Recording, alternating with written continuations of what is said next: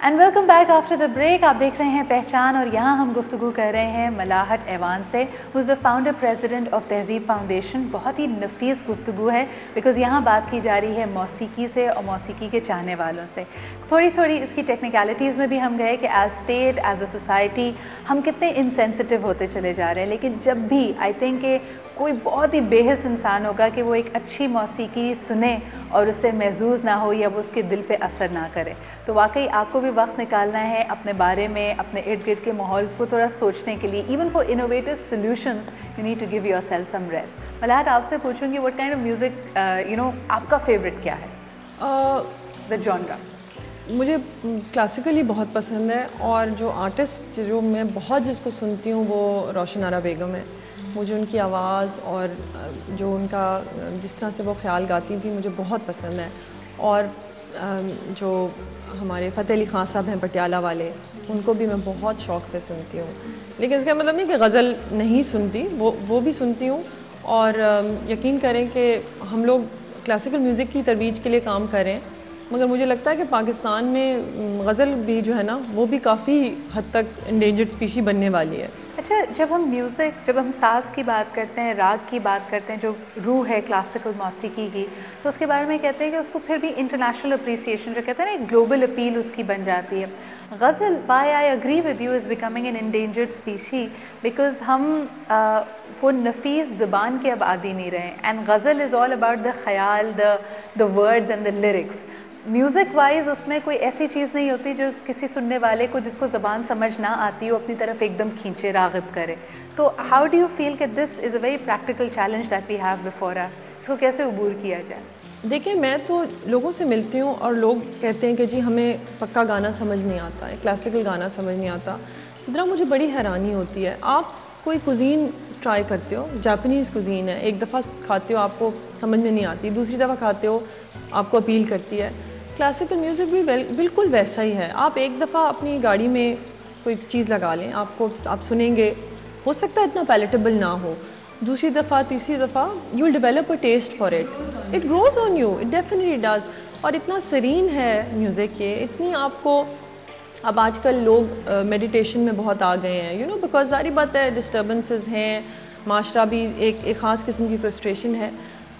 I think اگر ہم صرف میوزک ہی انٹروڈیوس کر لیں نا اپنی ڈے ٹو ڈے روٹین کے اندر, تو وہ بہت اٹ از سرین, اور آپ کو بہت سارا سکون اور ایک خاص قسم کی ایک میڈیٹیٹیو فیلنگ ہوتی ہے کلاسیکل میوزک کو سننے سے. اور مطلب جو آپ غزل کی بات کر رہے ہو کہ غزل بھی واقعی یو ویری رائٹ, کیونکہ لوگ اردو سے دور ہو رہے ہیں, تو ان کو وہ کہتے ہیں جی ہمیں غزل بھی سمجھ میں نہیں آتی ہے. ابھی پچھلے دنوں ایک مجھے خاتون ملی اور کہنے لگی کہ ہمارے تو سر میں درد ہوتا ہے جب کوئی غزل کوئی گا رہا ہو. تو میں نے دل میں سوچا کہ کتنی بدقسمتی کی بات ہے کہ آپ غزل سننے پہ آپ کے سر میں درد ہوتا ہے. حالانکہ ہمارے ہاں جیسے اقبال بانو, مہدی حسن, فریدہ خانم جی, انہوں نے غزل گائی اور اس کو اس طرح سے گایا کہ اساتذہ کی چیزیں لوگوں کو زبان زد عام ہو گئیں, چیزیں یاد ہو گئیں. مشکل غزلیں لوگوں کو, اتنی فیض صاحب کی چیزیں گائیں مہدی حسن صاحب نے. تو ضرورت تو ہے کہ لوگ جو ہے نا اس کو دوبارہ سے ٹیک اپ کریں, سنیں, ری ڈسکور کریں. اچھا, ابھی بڑی انٹرسٹنگ گفتگو ہو رہی تھی about quality of life as well. Music definitely improves your quality of life. لیکن جب ہم کہتے ہیں نا کہ کوئی غزل یا کسی لیرک یا کسی پوئٹری کے پیس سے ہم ریلیٹ نہیں کر پا رہے, کبھی کبھی ملاحت مجھے یہ بھی لگتا ہے کہ شاید ہمارے جو ہیومن ایکسپیرینسز ہیں ان کی ڈیپتھ بھی کم ہوتی چلی جا رہی ہے. یعنی ہم سنتے ہیں پہلے کے قصے کہ لوگوں کو عشق ہوتا تھا تو جب اپنے معشوق کو دیکھتے تھے تو بے ہوش ہو جاتے تھے, وہ خوبصورتی کی, حسن کی تاب نہیں لا سکتے تھے. اب ہم کیجولی ڈیٹ کرتے ہیں, ہینگ آؤٹ کرتے ہیں, تو آپ کو کیا لگتا ہے کہ وہ جو ہیومن ایکسپیرینس ہے ایموشن کا, سینٹیمنٹس کا, وہ بھی سطحی ہوتا جا رہا ہے؟ زندگی کی رفتار بہت تیز ہو گئی ہے. ابھی پچھلے دنوں ایک جو ہے نا کلاسیکل ہمارے آرٹسٹ ہیں استاد سامی صاحب, نصیرالدین سامی, تو انہوں نے کہا کہ میرے پاس ایک لڑکا آیا اور کہنے لگا کہ جی مجھے گانا سکھائیں. تو انہوں نے کہا کہ بیٹا گانے میں تو تم سیکھنا شروع کر دو, لیکن کم از کم بھی 3-4 سال لگیں گے. تو اس نے کہا کہ سر میرا تو اگلے مہینے کانسرٹ ہے تو میں نے تو پرفارم کرنا ہے. تو وہ بات آپ کی واقعی ٹھیک ہے کہ زندگی کا پیس اتنا زیادہ اور اتنا تیز ہو گیا ہے. اچھا اس میں بھی میں نے سنا ہے کہ یعنی this is nothing to be proud of, لیکن ایسے ہی کسی استاد کے پاس جو بہت ہی مشہور اور بڑا نام تھے, کہنے لگے کہ میرے پاس لوگ آتے ہیں, دے بیکم سلیکٹیو. وہ سمجھتے ہیں کہ موسیقی میں بھی کوئی کریش کورس ہو سکتا ہے کہ 2-3 چیزیں سکھا دیجیے, بس یہ کافی, اس سے گزارا ہو جائے گا.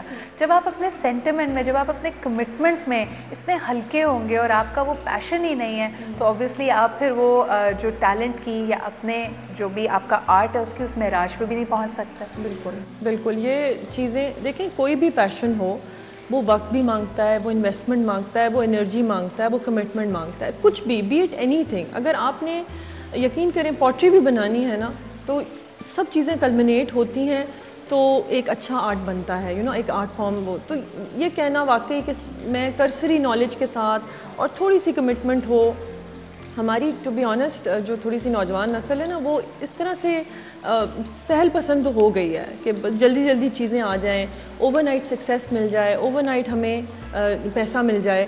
تو یہ ہوا ہے جو میرے خیال سے پچھلی نسل میں واقعی ٹھہراؤ بھی زیادہ تھا, وقت بھی زیادہ تھا, اور شاید زندگی کی پیس ایسی تھی کہ وہ ایکسپیکٹیشنز ہم شاید مینیج کر کے چل رہے تھے. لیکن اگر آپ کو دیکھا جائے Malahat, so you seem very calm and very serene. اب آپ کے ساتھ جو لوگ کام کرتے ہیں وہ کہیں یہ تو نہیں کہتے کہ طوفان کے آنے سے پہلے کی خاموشی ہے. آپ کا اپنا مزاج میں بھی اتنا دھیما پن, اتنا ٹھہراؤ ہے, یا کبھی کبھی چیزیں آپ کو غصہ بھی دلاتی ہیں؟ نہیں, میرا بالکل مزاج ایسا ہرگز نہیں ہے. میں آئی ایم آرگنائزڈ فریک. ایک تو پہلی بات تو یہ. دوسرے, اگر آپ میرے ہسبینڈ سے پوچھیں گے نا, تو وہ کسی نے ان سے کہا کہ ملاحت کیسی ہے, تو کہنے لگا غسیلے مورے رسیا. وہ ہے نا رسیلے مورے رسیا, تو کہنے لگا غسیلے مورے رسیا. تو بالکل میں بہت زیادہ آرگنائزڈ ہوں زندگی میں.